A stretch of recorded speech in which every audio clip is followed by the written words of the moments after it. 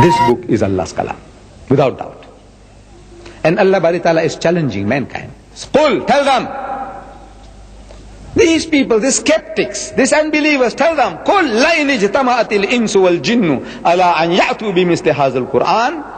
That if the gatherings of jinns and men, if they were to gather together to produce the like of this Qur'an, say, لَا يَعْتُونَ بِمِثْلِهِ وَلَوْ كَانَ بَعْضُهُمْ لِبَعْضٍ زَهِيرًا. It says, you will never be able to produce the like thereof, even if you help one another, back one another with help and support.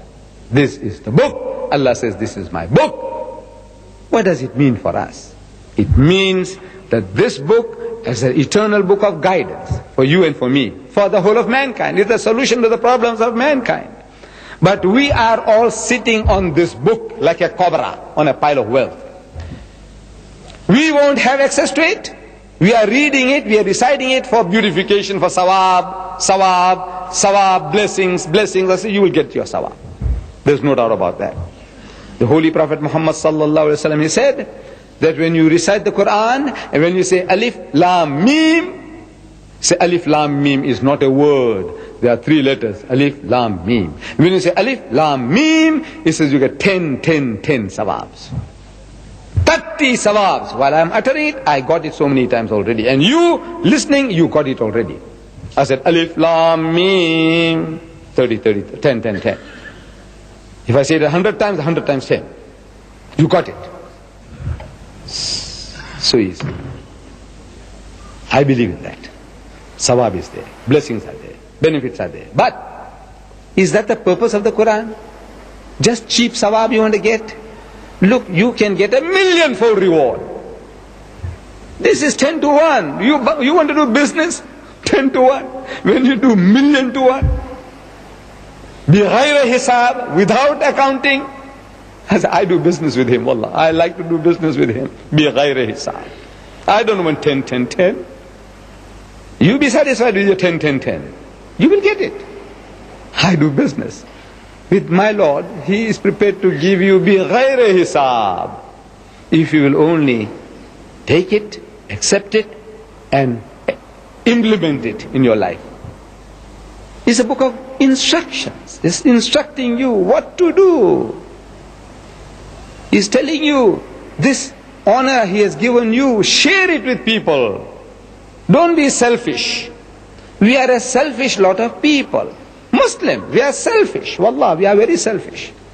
Everywhere. I ask my brother, you are very regular in your salat, mashallah. I want to know who you making salat for. Say, for my benefit. For your benefit. MashaAllah. I say, you fast for 1 whole month. He said, yes. I said, for whose benefit? He said, my benefit. Yes, your benefit.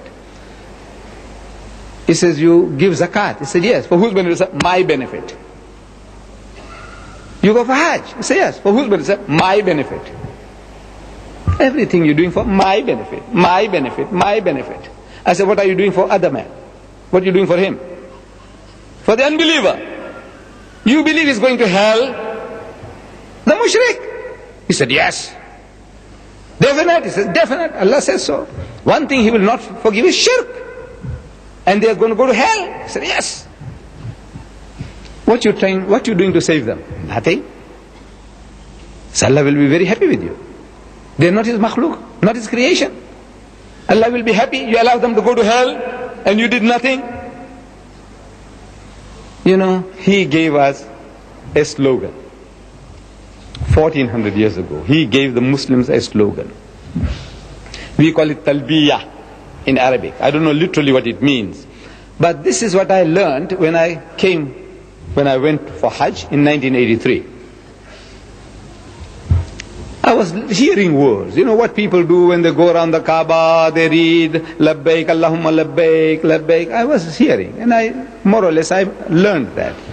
But I didn't see the import, the implication of that. I didn't see it. Until when I started going around myself. Labbaik, Allahumma Labbaik, Labbaik, La Sharika Laka Labbaik, Innal Hamda, Wa Ni'mata Laka Wal Mulk, La Sharika Lak. And I found that by the time I finished off, and the people finished off, that dullest of us, The people with little intelligence, the least of us, everyone, by the time he finishes, he knows the words, La sharika lak, La sharika lak, La sharika lak. So what is that? You telling Allah that He has no associates, He has no partners, He has no equals, He has no compeers. That's what you're saying. La sharika lak, La sharika lak. But this is not true. This is not true. Because as soon as you return from where you come, there are mushriks abounding.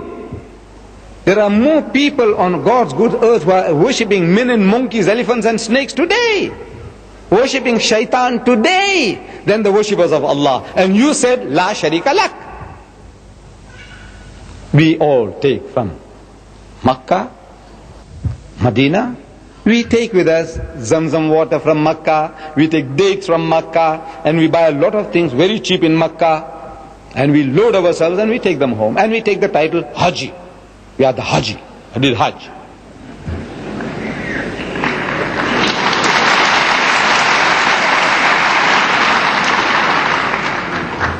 I said, you know, this title, I was thinking it was easy. You know, you go in a plane, comfortable air-conditioned planes, and you have everything provided, and air-conditioned hotels, and you become a Haji. So what? But wallah, I tell you, I can testify that if you've been through the process, you deserve the title Haji. You deserve it.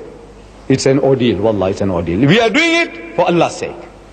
If a man paid me $1 million to go through that again with my wife and child, I'll never do it. But for Allah's sake, I will do it. What you have to go, what do you call the place where you stone? You know, I tell you. Somebody hit me with a stone on my forehead, bleeding. I lost my watch. My watch came off. I lost my shoes. I fell down. Had it not been for some Pakistanis, I tell you, Allah, I would have been a dead man. You wouldn't have seen me here today. Yeah, because once you fall, it's finished. You can't get up. I'm physically quite a fit fellow, but once you are down there, you are finished. Some Pakistanis helped me, alhamdulillah. I lost $1,000. It was around the big belt I had. It was all cash, and that thing came out. Once before, the day before, or that morning, I went, and I saw something there. We were wanting to go, my wife and my daughter and myself. And I saw people as if they were on fire.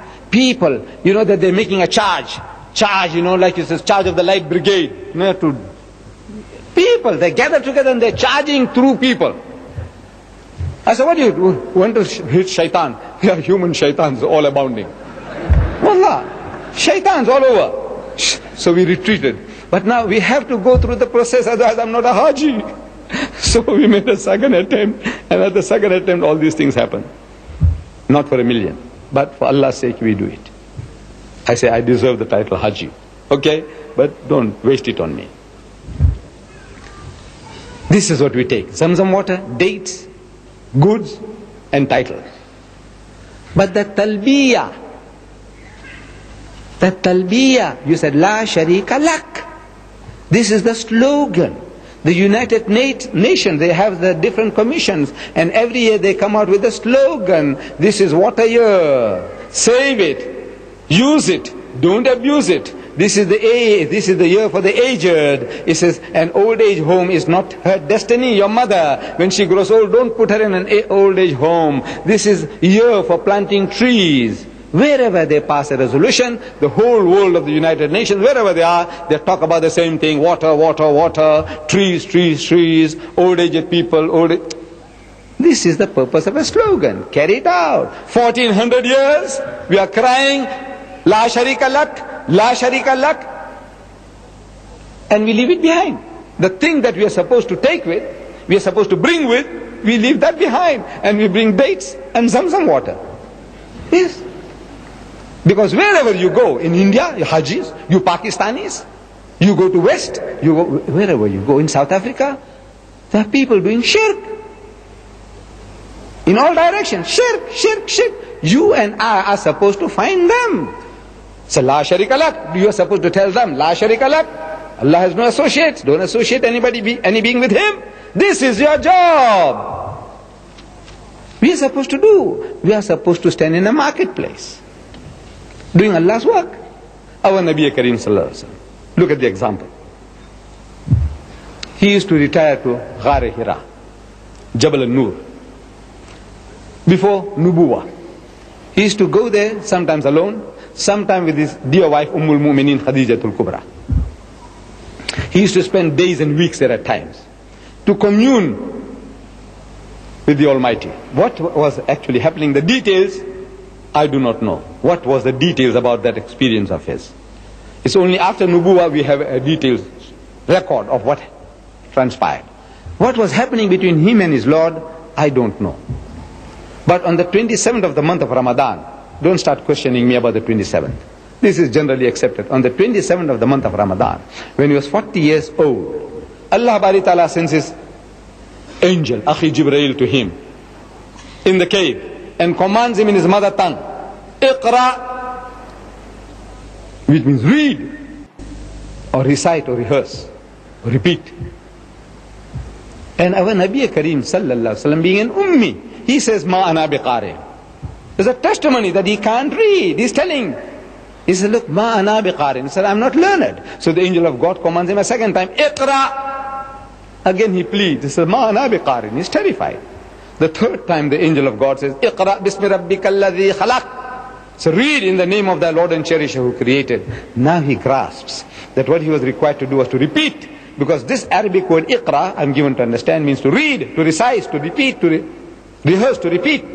And he repeated the words, Iqra bismi rabbika alladhi khalaq. Read in the name of the Lord and Cherisher who created. Khalaq al-insana min alaq. Say, he who created man from a mere clot of congealed blood. So he said, Khalaq al-insana min alaq. Say, Iqra wa rabbuka al-akram. So read, and the Lord is most bountiful. So he said, Iqra wa rabbuka al-akram. Say, allazi allama bil kalam. He said, he who taught the use of the pen. So he said, allazi allama bil kalam. So allama al-insana ma lam ya'lam. He says, taught man that which he knew not. So he said, allama al-insana ma lam ya'lam. As soon as the angel departed, he is terrified, sweating all over. He runs home some 3 miles south to his dear wife, Ummul Mu'mineen Khadijatul Kubra, and he says, cover me up, cover me up.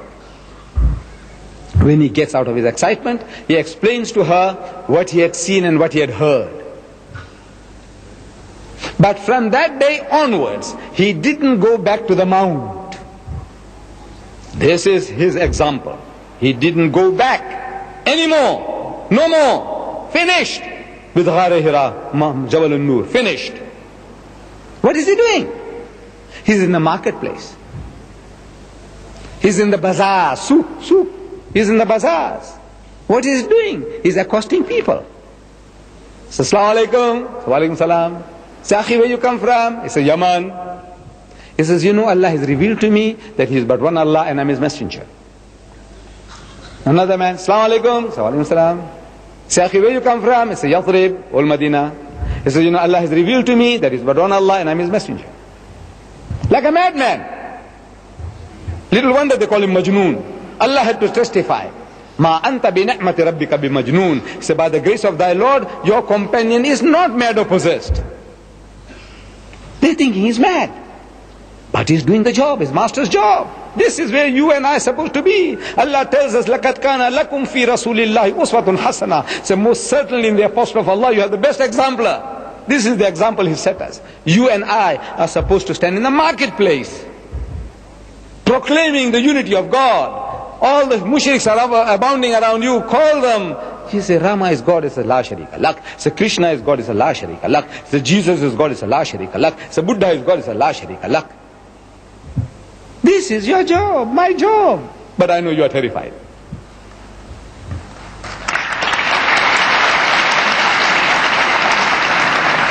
You are terrified. Me too. I'm telling you. It's a terrifying thing. You know, today nobody will stone you. Wallah, if you did that, nobody will hurt you physically.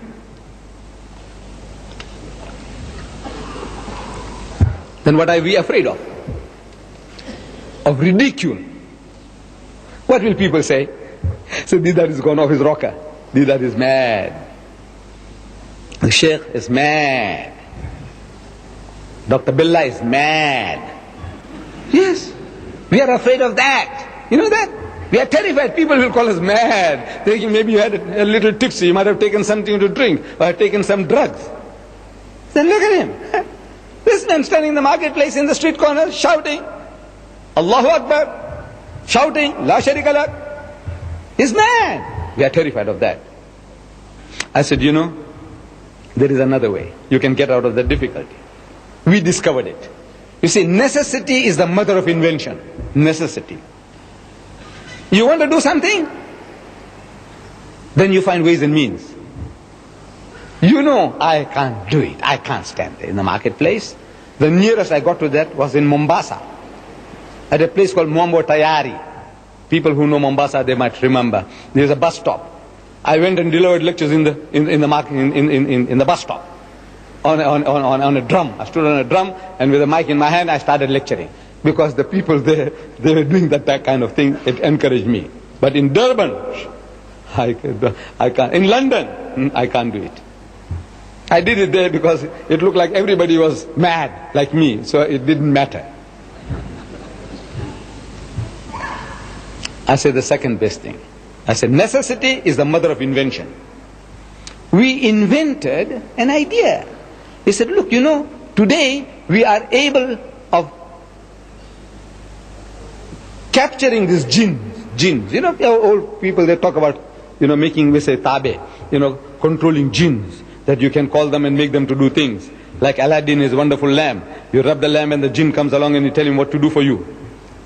That kind of people, you know, there's jinns under your control. These modern jinns, TV stations, radios, TVs, monitors, VCR. They are jinns under your control. I said, use them, man. You can't do it yourself. So we said, look, I'll show you. It is so easy.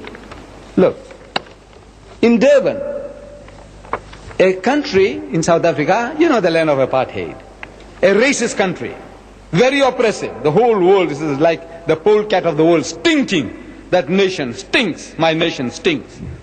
But that nation gives me this freedom. Look at this. It's given me that freedom in the streets, in the shops, in the bazaar. Look what I'm doing. I put the monitor in the window.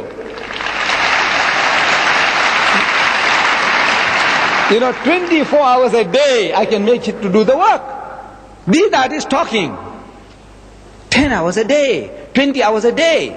The machine, I make the machine to do the job. The jinn under our control. I say, use him, man. We are using him, look. And nobody objects. Nobody says that is mad. Nobody says, because I'm not there. But I'm doing the job in the marketplace. That's outside. It's outside because inside the place is full. This is another picture of the outside. Muslims and non-Muslims, they're listening to the message. The message is, they're getting entertained. And they're receiving the message. Inside the shop, inside, people sit in comfort. People sit in comfort and watch inside, the same thing. We have a monitor inside the shop, we have a monitor outside. When the place inside is full, they say, let them watch outside. Look, there's so many ways of killing a cat, if you want to. Look at it. Then in that color-conscious country, racist country, we use the masjid as a bait. You know, Allah baited Hazrat Musa alayhi salam with a fire. So we bait these people to come to the mosque. What for? They think they'll come and see something nice and funny in the mosque. They don't know the difference between a mosque and a temple. So when we say visit the largest mosque in the southern hemisphere, they think it's a temple. This is another name for a temple, a synonymous term for a temple, a Hindu temple. So they think they'll see all the monkey gods and elephant gods and snake gods all lined up. One English lady on a world tour, when she came into the masjid and when we explained to her things, she said, you know, I expected to find a funny oriental museum a la carte. Meaning that a monkey god for Monday, an elephant god for Tuesday, a snake god for Wednesday, all the gods lined up. But instead, she says, I found the truth. Another Africana lady, the ruling race, she brings her daughters during the school holidays. And she looks around the mosque And she is disappointed. What she came looking for? She says, where are the cows? You know cows, bakara, milking cows. Cows. I said, madam, have you lost your cows? She said, no, no, no. I promised to show them to my daughters. I said, madam, you have come to the wrong place. So she said, but I promised them. I said, madam, is that my fault? You promised to show cows in the mosque? I said, no, no, no. You can see cows, my people. Wallah, they are my people. I said, in Amgeni Road, a couple of kilometers away from the masjid, in Amgeni Road is the largest temple in South Africa. And you'll see everything that you want to see. Cows, monkeys, elephants, snakes, everything. My people, they look like me, speak the same language. They have the same surnames like me. You know that? Morarji Desai. You heard the name? He was the prime minister of the largest democracy in the world. He is my maternal uncle, Mamu, we call him. He drinks his own urine 6 to 8 ounces every day. That's my nation. I'm not ashamed. See, Allah took me out of it. I'm proud of that. Some Arabs, you know, alhamdulillah, they came to my part of the country and they spoke to my people. They came to do business, and in the process my ancestors, they said, these are good people. We also like to be one of you. They said, very easy, give your hand. So my ancestors gave the hand and they became Muslim. Had it not been for the Arabs, the urine of the cow, I would still be sprinkling on myself. Yes. I said, therefore, my father, every time we met an Arab, as a young boy, he shook hands and he kissed the hands. And I also kissed every Arab's hand. My father was reminding me, he says, look, had it not been for these people, we would be where our cousins are, still. So, they're looking for cows in the mosque. They're looking for statues in the mosque. It's an opportunity, God sent opportunity to explain to them. There is no better place than to deliver the message than in the masjid. So, we make the masjid as an attraction. Here, an African, a man who is looked down upon in South Africa, at the bottommost rung of the ladder, an African. This African is talking to European children, white, Jews and Christians. He's talking to them about the unity of God. Look, they have come there not for that, for a lesson in theology. They have come there to be entertained. Some superficial knowledge of Islam, and we are doing the job. Look, if you want to do the job, wallah, I tell you, there are endless opportunities. It's for you, my dear brothers and sisters, and we need your help in this, that you also take this up. Start opening your mouth. Share what knowledge Allah has given you. And in that, you don't have to be an expert. If you have one fact, our Nabi Kareem sallallahu alayhi wa sallam, he said, "Balligh wa anni walau ayah." He said, deliver the message regarding me, even if you know one verse, one fact. Deliver it. Just talk, that one fact. Talk, and Allah will give you more. This is the secret of learning. Give what you have, and Allah will fill you up with more. With these words, Mr. Chairman, and my dear brothers and sisters, I'm very, very grateful to the Department of Information for creating such wonderful opportunities for me to come along and talk to you. I had actually come to this part of the world to thank the people who had helped me in projecting me to America, rocketing me to America, to give battle to that great giant Jalut, Jimmy Swaggart. I had come along.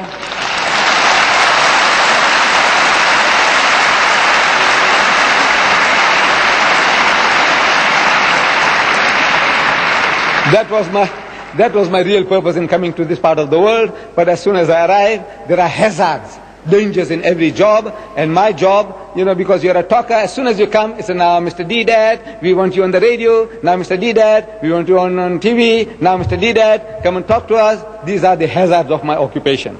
I just can't help it. And so therefore now, you see, I had to plan.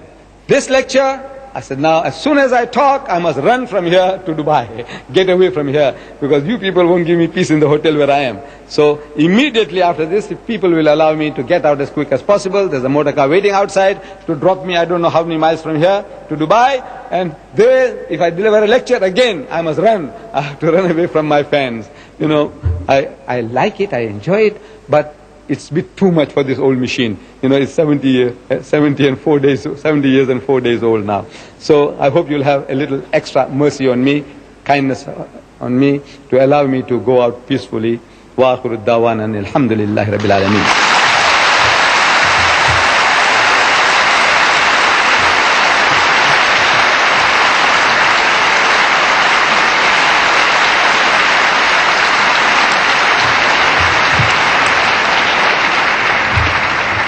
Lil'alamiinn.